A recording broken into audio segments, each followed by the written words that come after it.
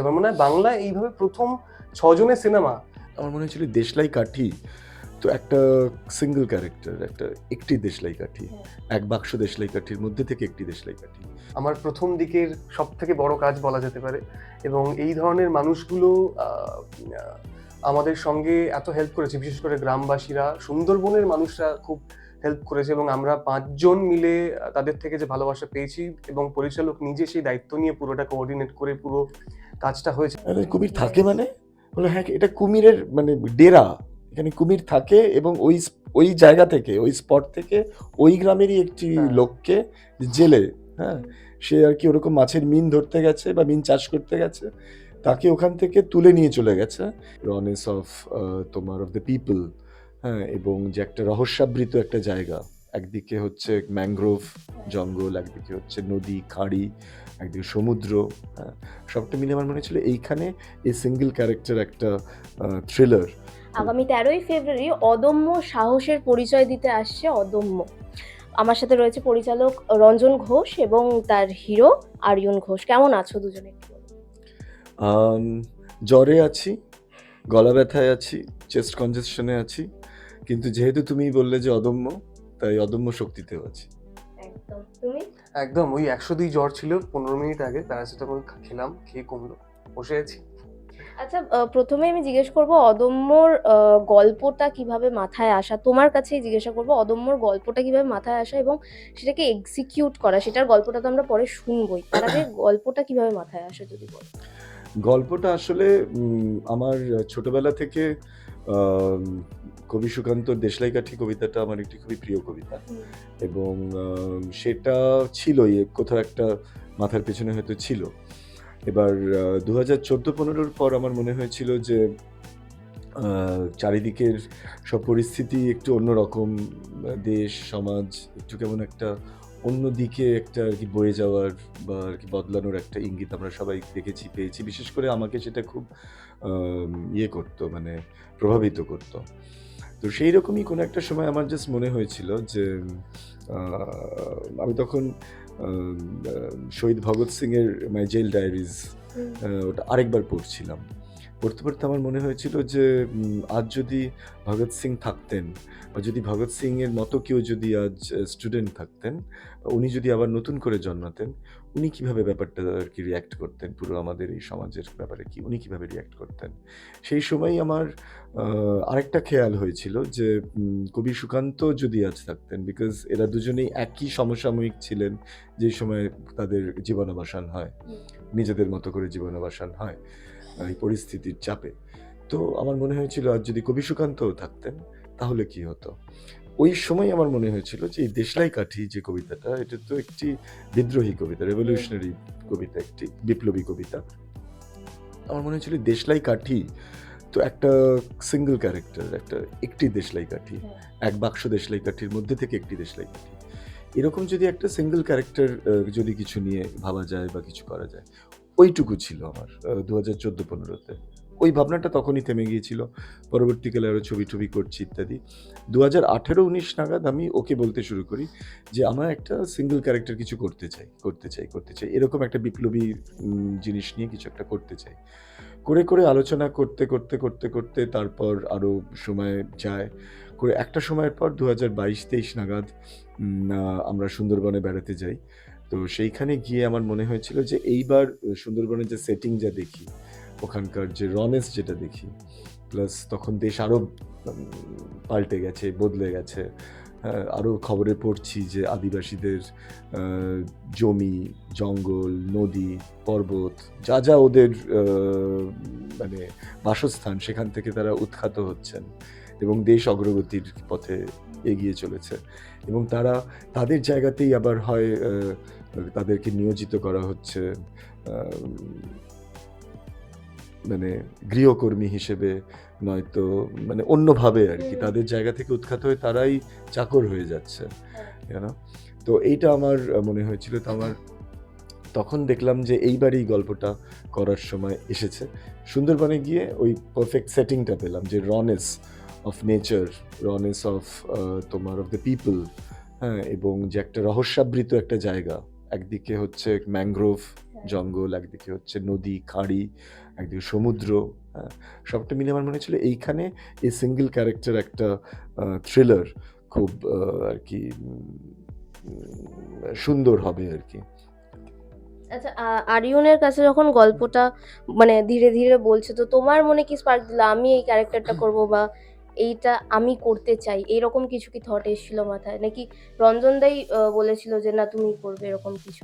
কিন্তু অনেক বড় গল্প, মানে আমি ছোট করেই বলছি। সেটা হচ্ছে যে ছবিটা স্ক্রিপ্টিং শুরু হয়েছিল হচ্ছে পন্ডিচেরি ইউনিভার্সিটিতে, মানে তার আগে পয়েন্টার্স ছিল সুন্দরবনে, আমি আর রঞ্জন দা একসঙ্গে গিয়ে কিছু পয়েন্টার্স তৈরি হয়। সেখান থেকে পন্ডিচেরি ইউনিভার্সিটি, সেখানে বসে 1 মাস স্ক্রিপ্টটা তৈরি হয়। তো সেখান থেকে চরিত্রের একেবারে খুঁটিনাটি আমি জানতাম। চরিত্র গঠনের সময় যা যা দরকার, বেসিক্যালি পলাশের মনন তৈরি হয়েছিল ইউনিভার্সিটিতে বসে। তো চরিত্র সম্বন্ধে আমার সবটা ওই সময় থেকে জানা। বাকিটা তো হচ্ছে আমি সারাক্ষণ রঞ্জনদাকে বলতাম একে কাস্ট করা যায়, তাকে কাস্ট করা যায়, ফিচার্স ম্যাচ করছে, ফেস ম্যাচ করছে, অভিনয়টা ভালো। তো হঠাৎ করে রঞ্জনদা যখন ফাইনালি গিয়ে ডিসাইড করে যে না, নতুন ফেস জরুরি, আমি রঞ্জনদাকে বলি তাহলে অডিশন কল নাও, মানে অডিশন নাও সবাইকে। তো হঠাৎ করে একদিন রঞ্জনদা বলে না তোমায় করতে হবে, মানে অডিশনটা তুমি দাও। হ্যাঁ হ্যাঁ। তো সেইভাবেই আমার কাছে আসে। মানে ও ও কি করছিল, ও অনেক এস্টাবলিশড ছেলের নাম বলতো তখন, মানে ওদের জেনারেশনের যারা আছে, যে এইটা কিন্তু মননটা এখানে ভালো, ও কিন্তু লম্বা, ও কিন্তু দৌড়তে ভালো পারবে, এভাবে আমি কারোর নাম নিচ্ছি না, 5-6 জনের নাম স্ক্রিপ্টিং এর সময় ও বলতো আমাকে। আমি শুনতাম সবই ঠিক আছে, আমি ওগুলো নোট করতাম কাদের কথা বলছে। তারপর আমি যেটা সুন্দরবনে গিয়ে ওই রেকি করার সময় বুঝতে পারলাম যে এইভাবে আমাকে, ওখানে তো কোনো ইনফ্রাস্ট্রাকচার নেই, আমি গাড়ি চড়াবো কোথায়, আমাদের কোনো প্রোডিউসার ছিল না, মানে প্রোডিউসার পাওয়া যাচ্ছিল না। হ্যাঁ, আর কেউ করতে চাইছিল না, একক চরিত্রের গল্প কেউ করতে চায়নি। আর সুন্দরবনে গিয়ে দেখলাম যে কোনো ইনফ্রাস্ট্রাকচার নেই, তো আমি কোন হোটেলে রাখবো, কাকে গাড়ি দেবো, আমি স্যান্ডউইচ কোথা থেকে আনবো, এগুলো তো কোনো কিছুই সম্ভব না। তখন আমি ওকে বললাম যে দেখো, এই ছবিটা যদি করতে হয় তোমাকে করতে হবে, না হলে এই ছবিটা আমি করে উঠতে পারবো না, so let's take a call, করবো না করবো না। ও বুঝেছে ব্যাপারটা, তার আগে ওর তো অভিনয়ের এক্সপিরিয়েন্স ছিল, মানে কয়েকটা ছবিতে ছোট ছোট চরিত্র করেছে, থিয়েটার করেছে, সো ও জানতো। ও আমাকে বললো যে তুমি আমাকে 1 সপ্তাহ সময় দাও, আমি একটু ভেবে তোমাকে বলি। 1 সপ্তাহ পর বলেছিল যে you have faith in me, যে I have faith in you, the film will rest on your shoulder, এটা তুমি মাথায় রাখো, তুমি যদি ঝুলিয়ে দাও পুরো কিন্তু ঝুলে যাবে। ও 1 সপ্তাহ সময় নিয়ে আমাকে বললো যে হ্যাঁ চলো আমরা করি। That was how the casting was done. আর এখনকার সময়ে যেখানে আমরা দেখি হিউজ টেকনিশিয়ানস অ্যান্ড সবাইকে মিলে একটা সিনেমা তৈরি করা হচ্ছে, সেইখানে তোমরা দাঁড়িয়ে 6জন, মানে রঞ্জনদাকে নিয়ে 6জন মিলে তোমরা একটা গোটা সিনেমা দাঁড় করানো, এটা মানে মানে ভাবাই যায় না, এখন কেউ চিন্তাই করতে পারবে না সেইটার এক্সপিরিয়েন্স, মানে সুন্দরবনের শুটিং এর এক্সপিরিয়েন্সটা যদি একটু বলো। অনেক কিছুই বলছিলে যে অনেক স্ট্রাগল, অবভিয়াসলি সুন্দরবনে শুটিং করা মানেই অনেকটা স্ট্রাগল, তো সেইটা নিয়ে দর্শকরা নিশ্চয়ই জানতে চায়, তো সেইটা নিয়ে কিছু বলো দুজনে। আমার মনে হয় যে এখন কেউ চিন্তা করতে পারবে না কথাটা আর খাটে না, কেননা এখন চিন্তা করতেই হ্যাঁ, পারবে, তোমাদের পরে এখন চিন্তা করতেই পারবে যে এইভাবে ছবিটা করা যায়। আম, আমার যেটা মনে হয়েছিল যে এই ছবিটা করতে গেলে, এর আগে যে 4টে ছবি করেছি সেখানে প্রায় 90-100 জনকে নিয়ে সত্যি ওইভাবেই হয়তো ছবি করেছি বলে সেই ছবিগুলো সম্ভব হয়েছে, কেননা তারকা খচিত ছবি ছিল এবং সেইগুলো সেইভাবে আর কি ডিমান্ড করতো যে ছবিটা সেইভাবে করতে হবে, তো ছবিগুলো সেইভাবে করতে হবে। এই ছবিটার ক্ষেত্রে আমার মনে হয়েছিল যে এই ছবিটা যত কম সংখ্যক মানুষজন থাকবে তত সুষ্ঠুভাবে ছবিটা করা যাবে, এবং এইটুকুই দরকার। মানে ধরো আমি তোমাকে একটা উদাহরণ দিচ্ছি, একটা জিনিস তৈরি করতে 100 টাকা দরকার, হ্যাঁ 100 টাকা হলে সেই জিনিসটা হয়ে যায়, সেখানে তো আমি 1000 টাকা খরচ করার দরকার পড়ে না, তাই না? এবার ধরো এই ছবিটা যেটা 1000 টাকার ছবি, সেটা যদি 100 টাকায় করা যায় তাহলে তো ভালো, ইকোনমিক্যালি ভালো, কিন্তু 100 টাকায় যে জিনিসটা হওয়া উচিত সেটা যদি গিয়ে 1000 টাকায় তৈরি হয় তখন তো শুরুতেই it becomes a loss making project. তো আমার মনে হয়েছিল আমরা একটা 1000 টাকার জিনিস করব, 100 টাকায় করতে পারবো, কিন্তু এই ছবিটার ক্ষেত্রে এইভাবেই এটা করতে হবে, না হলে হয়ে উঠবে না ছবিটা। হোটেল নেই, থাকবে কোথায় লোকজন গিয়ে? আমরা তো কি কুড়ে ঘরে থাকতাম, যেই ছেলেটির বাড়ি, যেই ছেলেটির ঘর, সেই ঘরে গিয়ে আমরা থেকেছি 6 জন মিলে। আমি যদি 90 জন নিয়ে গিয়ে রাখতাম কোথায়? কোনো হ্যাঁ জায়গায় ছিল না। তো মানে ইভেন ইকুইপমেন্টস নিয়ে গিয়েও কোথায় রাখবো বা কিভাবে নিয়ে যাব, যেখানে যে এক্সাক্ট লোকেশনে শুট হয়েছে, ক্যামেরা যাবে, ট্রাইপড যাবে এবং যা যা হয় লাইটস হুম, যাবে, কি করে হুম, পসিবল? হুম, মানে হুম। এই মানুষ যে যেতে এই যে ক্রাইসিস হ্যাঁ, এবং নেসেসিটি, যে কথায় আছে না, necessity is the mother of invention. Hmm. তো এই ক্রাইসিস এবং নেসেসিটি তৈরি হয়েছিল বলেই হয়তো এইভাবে ছবিটা করতে পেরেছিলাম। এবং তোমরা বলছিলে যে ট্রাইপড ছিল না তোমাদের, না, সেইখানে লাইটের ব্যবস্থা ছিল না। এই ইকুইপমেন্টস গুলো ছাড়া তো একটা সিনেমা ভাবা যায় না, সেইখানে তোমরা সেটা ভেবে নিয়েছো and করে সেটা নিয়েছি। করে দেখিয়ে দিয়েছো। ভাবার পরে এক্সিকিউট করা, সেটা একটা বড় অদম্য সাহস। একদমই। একদমই তাই। তো সেইটার এক্সপিরিয়েন্সটা কিরকম ছিল, মানে সেগুলো কিভাবে করতে, ট্রাইপডটা কিভাবে বানালে, লাইটটা কিভাবে হলো, তো শুটিংটা কিরকম ভাবে হতো? ট্রাইপড আমরা খুব সহজ একটা উপায় ভেবে নিয়েছিলাম, সেটা খুব মজার। আচ্ছা। সেটা হচ্ছে যে যার বাড়িতে থাকতাম দেখতাম যে তাদের বাবা মারা টুলে বসে গল্প করছেন ইত্যাদি ইত্যাদি। তো একদিন আমার মনে হলো যে ওই একটা টুলকে তো ব্যবহার করা যায়। হ্যাঁ, তো অর্কপ্রভ দাস, যে অর্ক আমাদের সিনেমাটোগ্রাফার, ইনসিডেন্টালি ও স্টিল ফটোগ্রাফার। হুম, ওর এর আগে কোনো চলচ্চিত্র মানে মুভিং ইমেজেস শুট করার কোনো এক্সপিরিয়েন্স ছিল না। তো ও শুট করছিল। আমি ওকে বললাম যে, "চলো তো এই টুলটাকে আমরা ট্রাইপড হিসেবে ব্যবহার করি।" তারপর ও বলল যে, "হ্যাঁ, চলুন।" তারপর আমরা সেই টুলটাকে ট্রাইপড হিসেবে ব্যবহার করে তার নিচে ইট দিয়ে, হ্যাঁ, হাইড করে নিয়ে ট্রাইপড হিসেবে ব্যবহার করলাম। তারপর এবার আলো নেই। ও হুম, একটা ছোট, ওর কাছে একটা ছোট ব্যাটারি অপারেটেড ল্যাম্প ডিঙ্কি ছিল। লাইট যেটা বলে। ডিঙ্কি লাইট যেগুলো। তো একটা ওটা নিয়ে গিয়েছিল। ওটা বাদে ওটা আমরা কুঁড়ে ঘরের সিকোয়েন্সে মানে ব্যবহার করেছিলাম। ওটা বাদে আমরা গ্রাম থেকে বড়, বড় টর্চ কিনলাম। আচ্ছা। হ্যাঁ? সেই আ টর্চগুলো দিয়ে আমরা লাইটের সোর্স করে নিয়ে সেগুলোকে কিভাবে ইনোভেটিভলি ব্যবহার করা যায়, হ্যাঁ? যাতে আ মানে এটাও হয়, ওটাও হয়, একটা নতুন কিছু হয়। আলোচনা করে স্ক্রিপ্ট অনুযায়ী সেগুলোকে ইনকর্পোরেট করে এইভাবে আমরা সব করতাম। গ্রাম থেকে টর্চ কিনতে পারিনি আমরা, সেই এ থেকে কিনলাম বাজার থেকে, প্রায় বাজার থেকে, হ্যাঁ। 30-40 কিলোমিটার দূরে একটা হাট টাইপের বসে, মানে মানে বাজার। সেটাও একটা হ্যাঁ, গ্রাম আরকি। তো সেটা একটা গ্রামের মধ্যেই, কিন্তু ওইখানে গিয়ে ওই ব্যাটারি অপারেটেড টর্চ যেগুলো হয়, হুম। কিছু কিছু চার্জ দেওয়া যায় হয়তো, সেগুলো কিনেই, আর ফোনের মোবাইলের ফ্ল্যাশ লাইটস ছিল আমাদের, হ্যাঁ, হ্যাঁ। তো সেই লাইট ব্যবহার করা হয়েছে।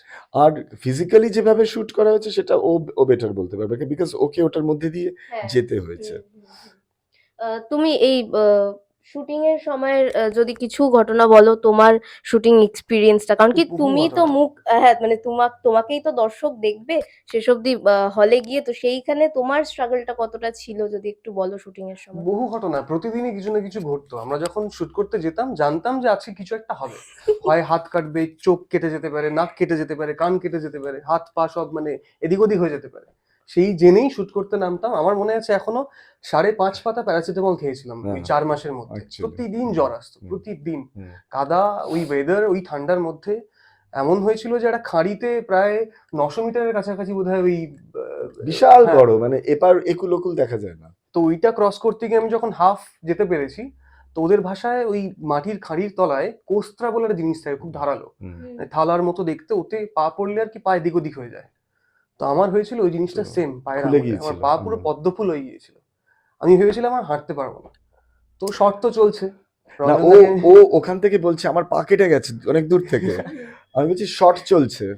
তোমাকে তো ফিরতে হবে। তুমি হ্যাঁ। ফিরে চলে এসো। আমি অর্ককে সবাই বলছে যে রঞ্জন দা ওর পা ফালা হয়ে গেছে। আমি বললাম যে শট চলছে, এটা নিতে পারবো না, শুট। ওইভাবে ও এসেছে। কাগজে হাফ এসেছে মগ পুরো রক্ত বেরিয়েছে এরকম একটা গলগল ব্যাপার। করে পুরো একেবারে রক্ত বেরোচ্ছে। আর সুন্দরবন মানেই আমরা জানি যে কুমির এবং বাঘ, ওরে বাবা! এই দুটোর মানে বাসা যাকে বলে, সেইখানে কোনো সেরকম এক্সপিরিয়েন্স কি হয়েছে কুমির কুমির বা তো আমরা বাঘের? প্রায়ই দেখেছি, 3-4 দিন অন্তর অন্তর যখন আমরা ওখানে খেয়া চলে, হুম, তো খেয়ার পাশ থেকেই কুমির পাস করে, ওই পাসিং কুমিরগুলো আমরা প্রত্যেক দিন দেখতাম। হ্যাঁ। আরেকটা স্পট ছিল যেখানে পলাশ গিয়ে কিছু একটা করছে নদীর পাশে, সেইখানে রঞ্জন দা আমাদেরকে পাঠিয়ে টাঠিয়ে একদিন শুট করেছে। এটা বলার না দরকার। না, ডেফিনেটলি বলা উচিত, কি। তো আমরা একদিন শুট টুট করেছি, আমরা জানতাম না। হুম, হুম, তো শুট করে চলে এসেছি আমাদের ওই, যেহেতু ইভেন্ট লাইটে শুট হতো, মানে হুম। একেবারে গোল্ডেন আওয়ার বা ম্যাজিক আওয়ার হ্যাঁ, বলে, হ্যাঁ। তো ওই 4-5 মিনিটের একটা স্লট পেতাম, সেইখানে গিয়ে শুট করে বেরিয়ে আসতাম। দ্বিতীয় দিন যখন গিয়েছি তখন দেখছি প্রায় 20-30 জন এসে দাঁড়িয়ে হই হই হই হই করছে।